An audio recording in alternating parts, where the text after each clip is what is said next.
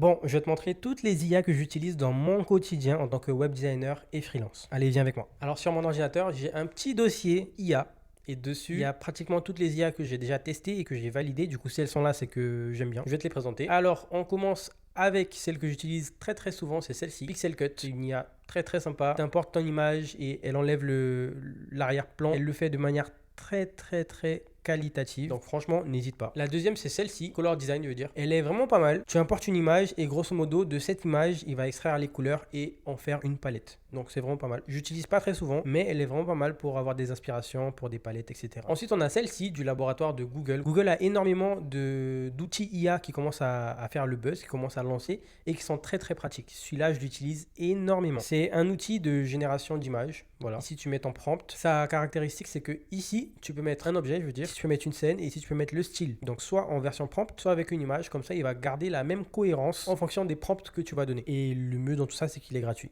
Donc, franchement, et t'as pas de crédit, t'as rien de tout ça. Donc, moi, personnellement, je l'utilise justement pour faire des tests. Donc, une fois que j'ai un prompt, je le teste là-dessus. Et si le prompt, il me plaît, là, je passe au prochain outil que je vais te montrer. Lui, vraiment, c'est un des meilleurs outils que j'ai déjà utilisé pour la génération d'images. L'outil dont je te parle, c'est Krea AI.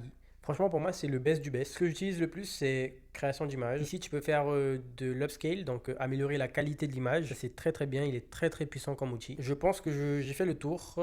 Donc, c'est ce que j'utilise le plus. Je t'ai montré ce que j'utilise le plus en termes d'IA. Si tu as aimé ce format, n'hésite pas à t'abonner, n'hésite pas à me dire aussi, parce que c'est un nouveau format. Et on se dit à la prochaine.